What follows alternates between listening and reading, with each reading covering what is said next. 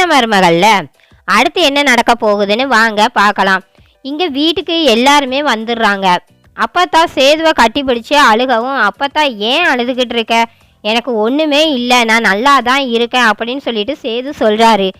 இல்லையா, செய்தியில் என்னென்னமோ சொன்னாங்கய்யா, காட்டு யானை ஊருக்குள்ளே வந்துச்சு, காட்டு யானை யாரையோ குத்தி கொன்றுச்சு அப்படின்னு என்னென்னமோ சொன்னாங்கய்யா. அந்த காட்டு யானைக்கிட்ட நீ சிக்கிட்டேன்னு சொன்னாங்கய்யா. என் உசுரே என்கிட்ட இல்லையா, உன்னை பார்த்ததுக்கு அப்புறம்தான்யா எனக்கு நிம்மதியாக இருக்குது அப்படின்னு சொல்லிட்டு அப்பத்தா சொல்லவும், அதெல்லாம் ஒன்றும் இல்லை அப்பத்தா, நான் நல்லா தான் இருக்கேன் அப்படின்னு சொல்லிட்டு சேது சொல்லிட்டு இருக்காரு.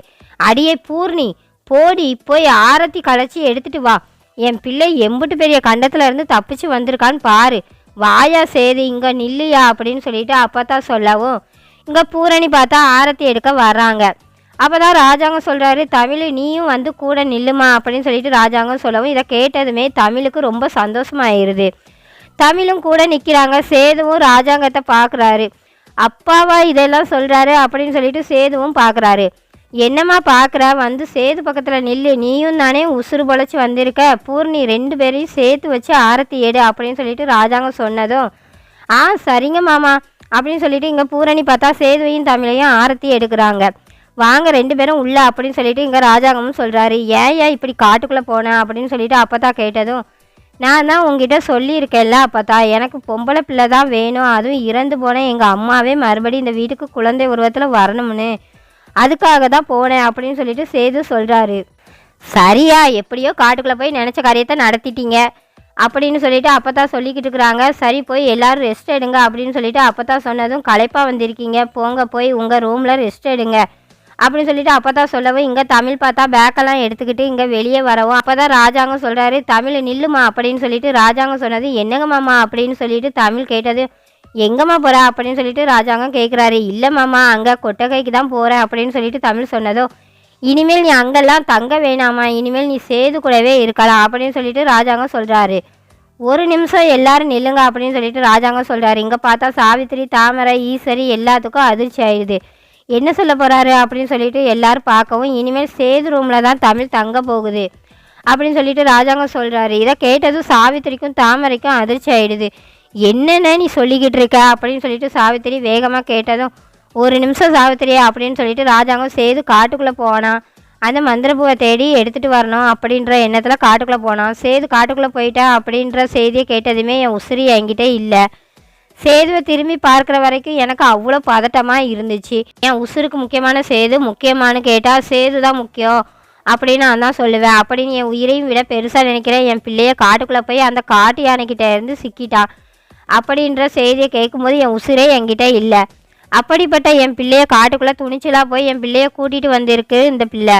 அப்போ இதுக்கு மேலே என்ன வேணும், அந்த பிள்ளை பண்ண தப்பெல்லாம் நான் மறந்துட்டேன், அதெல்லாம் ஒரு கெட்ட கனவாக நினச்சி மறந்துட்டேன், இனிமேல் சேது கூட தான் தமிழ் இருக்க போகுது அப்படின்னு சொல்லிட்டு ராஜாங்கம் சொல்கிறாரு. இதை கேட்டது ஈஸ்வரிக்கு ரொம்ப அதிர்ச்சி ஆயிடுது. அது என்ன மாமா, இம்புட்டு பெரிய தப்பு பண்ணியிருக்கா, உங்களையே ஜெயிலுக்கு அனுப்பியிருக்கா, அவளை எப்படி நீங்கள் மன்னிச்சு ஏற்றுக்கிடுவீங்க, அப்போ என் பிள்ளை மட்டும் உங்களுக்கு 2ஆம் பட்சமா, ஒரு கண்ணில் வெண்ணையும் ஒரு கண்ணில் சுண்ணாமும் வைக்கிறீங்களே மாமா, உங்கள் பிள்ளைக்கு ஒன்றுமே மன்னிச்சு ஏற்றுக்கிறீங்க,